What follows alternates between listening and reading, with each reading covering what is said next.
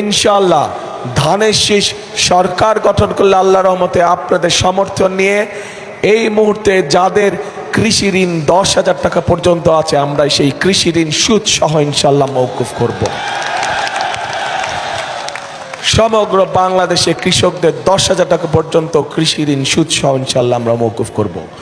প্রিয় ভাই বোনেরা, শুধু তাই নয়, এই এলাকার মানুষ স্বাভাবিকভাবে কষ্টে থাকার কারণে অনেক মানুষ আছে যারা বিভিন্ন সময় রেজিস্টার বিভিন্ন এনজিও থেকে ছোট ছোট ক্ষুদ্র ঋণ গ্রহণ করে থাকে না? অনেক মানুষ কিন্তু ছোট ছোট ঋণ গ্রহণ করেছে, ক্ষুদ্র ঋণ গ্রহণ করেছে তারা। আমরা সিদ্ধান্ত নিয়েছি যে ইনশাআল্লাহ 12 তারিখে আপনাদের সমর্থনে ধানের শীষ, 13 তারিখে সরকার গঠনে সক্ষম হলে পরে ইনশাআল্লাহ আমরা এই যে ক্ষুদ্র ঋণ যারা রেজিস্টার্ড এনজিও থেকে গ্রহণ করেছেন, আমরা সরকারের পক্ষ থেকে এই ঋণ সেই এনজিওগুলোকে পরিশোধ করে দেব। আপনাদের পরিশোধ করা লাগবে না। এই অঞ্চলের মানুষকে সেই ঋণ পরিশোধ করা লাগবে না।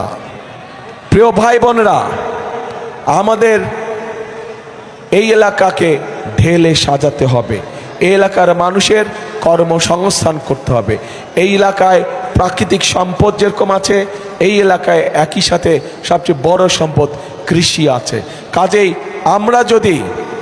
আমরা যদি বাংলাদেশের খুলনা অঞ্চল, বাংলাদেশের চট্টগ্রাম অঞ্চল সহ ঢাকা অঞ্চল সহ যদি ইন্ডাস্ট্রিয়াল বেল্ট হতে পারে, তাহলে অবশ্যই কেন এই রংপুর বিভাগ সহ রংপুর, দিনাজপুর, ঠাকুরগাঁও, পঞ্চগড় এলাকায় কেন তাহলে কৃষিজাত পণ্যের ইন্ডাস্ট্রি হবে না?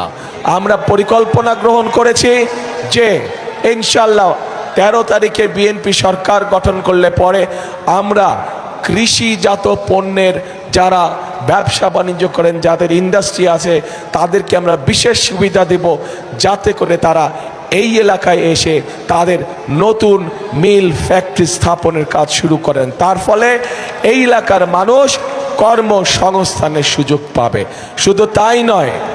শুধু তাই নয়, আমাদের দেশে বর্তমানে বহু তরুণ যুবক মানুষ আছে, যুব সমাজের মানুষ আছে যারা আইটিতে কাজ করে, যারা কম্পিউটার আইটিতে কাজ করে।